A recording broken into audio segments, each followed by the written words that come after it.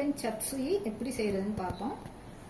தேவையான பொருட்கள்: வேக வச்சு உப்பு போட்டு வேக வச்ச noodles 150 gram, chicken 150 gram, cornflour, carrot, குடைமிளகாய், வெங்காயம், கோஸு, சோயா சாஸு, உப்பு, எம்எஸ்ஜி உப்பு, tomato ketchup, pepper powder, sugar, lemon juice, kesari powder, yellow colour, இது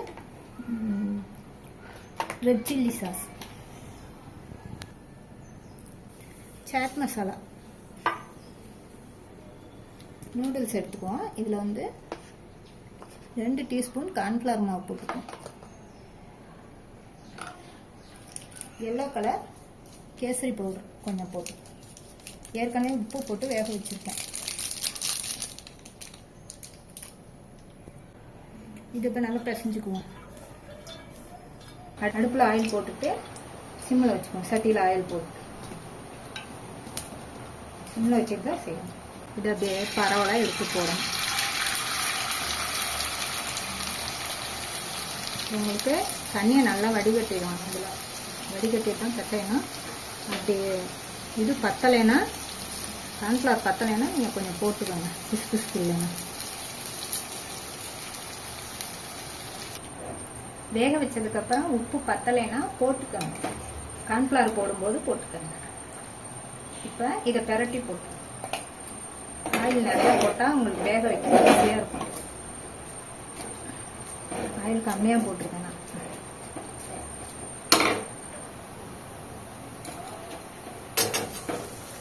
இதில் போட்டு உங்களால் பெரட்டி போட கஷ்டமாக இருந்துச்சுன்னா நூடுல்ஸ் ஆயில் போட்டு இதில் போட்டு அப்படியே முக்கி எடுத்து. இப்போ சிக்கனில் என்னென்ன போட்டுக்கணும்னா, உப்பு கொஞ்சம் போட்டுக்குவோம்.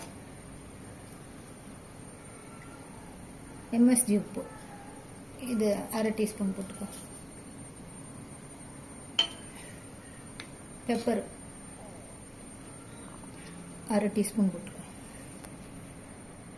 லெமன் ஜூஸ் 2 டீஸ்பூன் போட்டுக்குவோம். இப்போ நல்லா வெந்துடுச்சு. எடுத்து தட்டில் வச்சுக்குவோம்.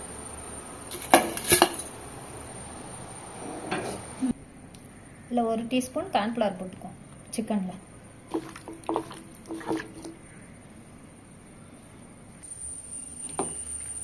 இப்போ இதில் சிக்கனை பொரிச்சு எடுத்துக்குவோம்.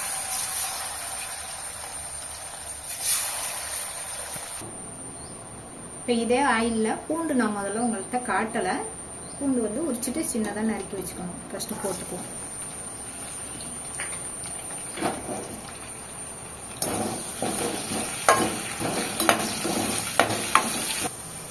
பூண்டு வறுத்ததுக்கப்புறம் ஆனியன் போட்டுக்குவோம். வெங்காயம்,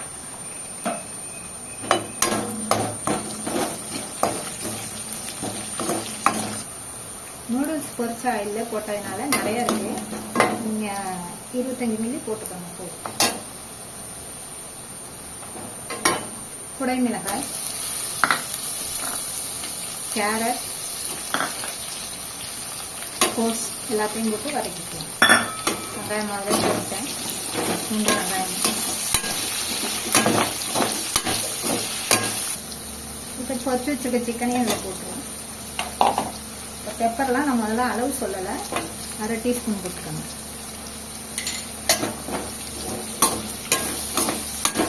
பெப்பர் எண்ணெயிலே பொரியணும்.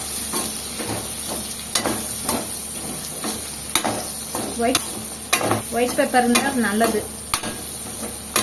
இந்த பிளாக் பெப்பர் தான் இருக்கு. தேவையான அளவு உப்பு,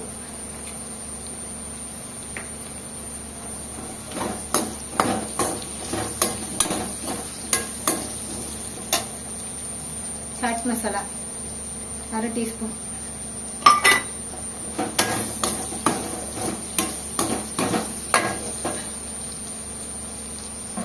tomato ketchup 50 gram,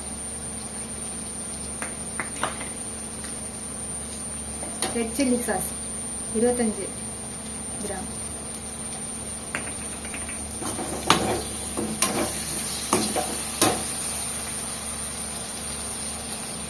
soya sauce 2 teaspoon, sugar 1 teaspoon,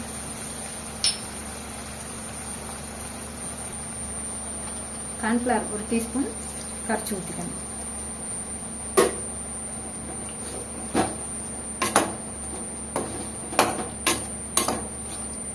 கொஞ்சம் தண்ணி ஊற்றிக்கணும், கொஞ்சமாக போடணும், 25 மில்லி. இப்போ எல்லாம் ரெடி ஆயிடுச்சு. கொஞ்சம் காரம் சாப்பிட்றவங்க பெப்பர் அதிகமாக போட்டுக்கலாம்.